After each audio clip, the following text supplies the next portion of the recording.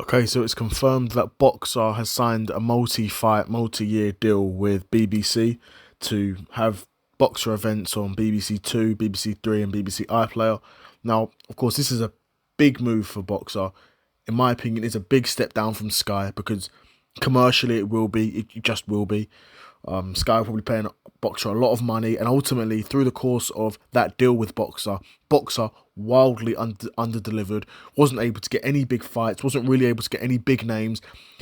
Sky Sports are probably viewing it as a big step down from when they had Eddie Hearn and they had Anthony Joshua, Tony Bellew, David Hay, like some really big cards on Sky box office and Sky Sports when they had the deal with Eddie Hearn. Now they go to BOXXER with Ben Shalom and they can't get a fraction of those sorts of commercial attraction in terms of those big names, right?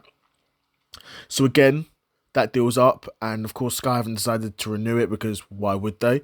And now he's gone to BBC. Now, of course, you're going to be saying, well, BBC's free to air. It's a lot more publicly available, which is the main draw for BOXXER. It's going to be free to watch, and they'll be able to draw big audiences on TV. I'd imagine, not big, but relatively big. I'd imagine. BBC iPlayer, of course, that's not really a flex being on BBC iPlayer because you're not going to get any natural growth from there.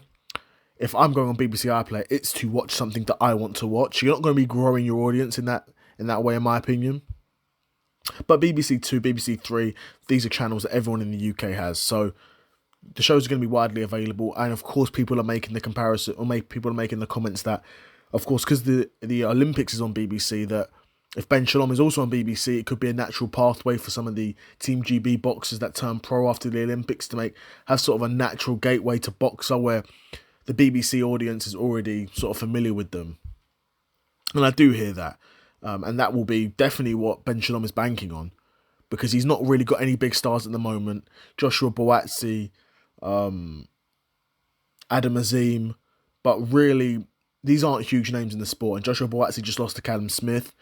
And Adam Azim's still up and coming, and he's got some potential, and we'll see if he can make it at the world level. But like I'm saying, there really isn't anyone else on the BOXXER stable that's really a huge needle mover the same way. You look at Frank Warren's got a huge roster. Eddie Hearn's got a huge roster. PBC over in America, etc. All these guys, right?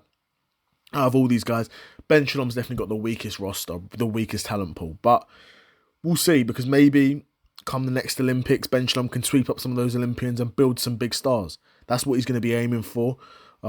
Ben Shalom didn't go into specific details in terms of the amounts and the years left on these fights, left on the deal. So is it a 4-year deal, 5-year deal? We don't know. Those specifics haven't been shared as far as I know, but I'm sure if you dig around on the internet, you can find that. But overall I am happy because, again, it's going to be boxing on free TV, and we don't have enough boxing on free TV. That is for sure. There should be way more boxing on free TV. But we do have a lot of boxing on YouTube. The world's changed. People have been cutting the cord, so to speak. So people aren't even watching terrestrial TV in the same numbers that they were previously. That is also something for boxers to consider, and for boxing, the people in the business of boxing to consider as well. Right? But we'll see. We'll see if if Ben Shalom can sign some big names, if he can make some big events for the BBC. We'll see. It's big news. It's going to be potentially the start of a lucrative partnership. But the state of the BBC, where you're seeing, of course, BBC is publicly funded, and you can even see in the quality of some of the shows that BBC are producing that the amount they're willing to spend has gone down. And when it comes to these sorts of things, the less you spend, the lower quality you get generally. Of course, you can tell me some outliers. You can tell me some outliers that were made, that some sleepers that were made on a cheap budget that were really good, but generally, when you're producing these sorts of things, the less you spend, the lower quality you're going to get. The less you spend on these sorts of deals, the less big names that BOXXER can go out and get because they've not got the money for it, right? Do you know what I'm saying? So we'll see. Maybe those Olympians can be a lifeline to BOXXER, but of course, those Olympians, just because you're on BBC does not mean you've got a God's given right to sign in these Olympians. Believe me, Eddie Hearn's going to be in those conversations to sign those Olympians. Frank Warren's going to be in there. Al Heyman and PBC will be in there. Turkey may be in there. Dana White with the Ring Boxing League, TKO Boxing League. These guys will probably be in there as well. So a lot of things to consider, and we'll see what's next for BOXXER. Of course, like I said, going from Sky Sports to BBC is a big step down. I don't care what you say, it is a step down. But we'll see.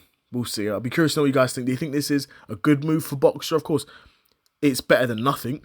You know what I mean? You'd rather be on BBC than not be on anything at all. But we'll see. And do you think BOXXER can go on to sign some of these big names in the sport and sort of get some momentum behind them again and really be a third competitor to Frank Warren and Eddie Hearn and push those guys? But yeah, we'll see what's next for all the promoters, and we'll see what's next for BBC, and we'll see what's next for BOXXER. But yeah, be curious to know what you guys think in the comments below. Another episode of the Seth Soto Side Quest in the bag, and I'm out. Peace.